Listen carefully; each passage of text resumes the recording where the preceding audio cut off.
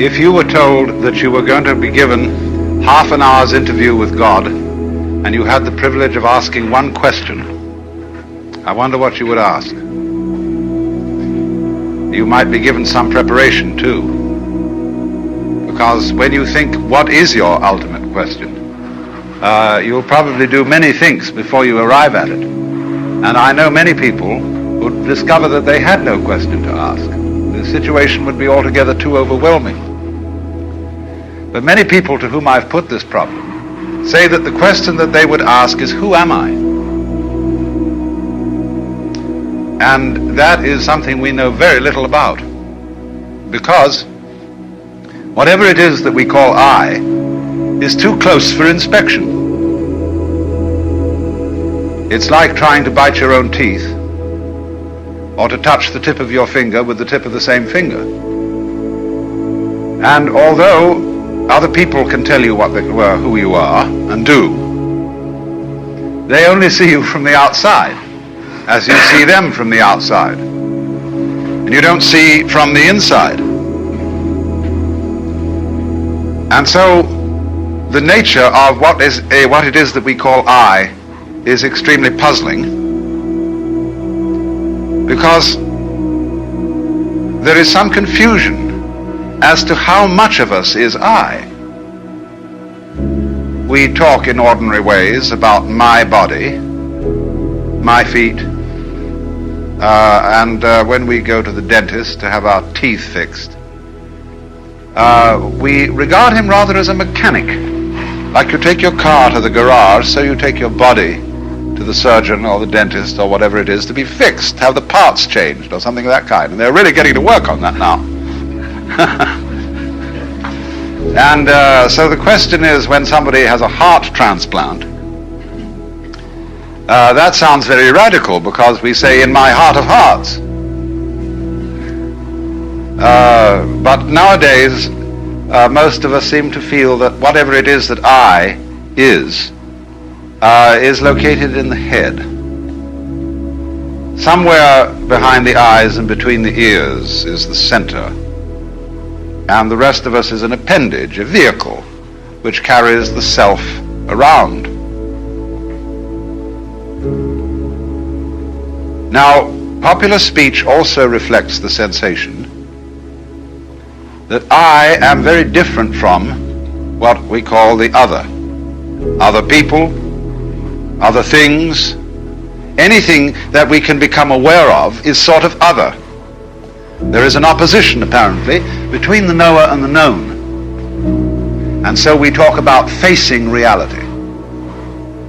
We talk about coming into this world as if somehow we didn't belong. As if instead of being leaves growing out of a tree, we were a lot of birds that had alighted on bare branches. And it has become common sense for most people living in the 20th century today to adopt the 19th century philosophy of science, which interprets the physical universe outside human bodies as being a mechanical contraption, which is essentially stupid, unfeeling, automatic, composed of mainly geological elements, rocks, gases, and so forth. And therefore we feel rather alone and left out of this thing, in contrast with the ideas of Ptolemaic astronomy. Instead of being at the center of the universe, we are on the outer limits of a minor galaxy, revolving around an unimportant star on a small, minute ball of rock. And therefore, that astronomical way of looking at things is simply overwhelming. It makes us feel not only of no importance, but also very much left out. And as a result, that is the common sense of most people living today. We did, of course, have a religious view of our nature, that we were the children of a loving God who is in charge of this whole operation. But very few people actually believe that anymore. A great many people think they ought to believe in it, would like to believe in it, but they don't. Most ministers that I know don't believe it, but they feel guilty about this because they feel they ought to. But it became implausible. There never was a serious argument against it. It simply became unthinkable in comparison with the dimensions of the universe as we now see it. So having lost a way of looking at the world, an image of the world which gave us some sense of meaning, we now have an image of the world which gives us none at all. And so we feel rather inclined to put up a fight against the whole show. Interestingly enough, when in the 19th century we switched our common sense from supernaturalism to naturalism, one would think that a naturalist would be a person who loved nature, just as a materialist ought to be a person who loves material, but certainly isn't. With what is called the philosophy of scientific naturalism, naturalism is used in a negative way. It has nothing to do with being natural. It has something to do with being not supernatural, merely natural.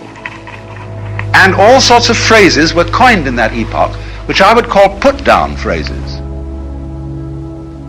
Freud spoke of the basic psychic energy as libido, which means blind lust.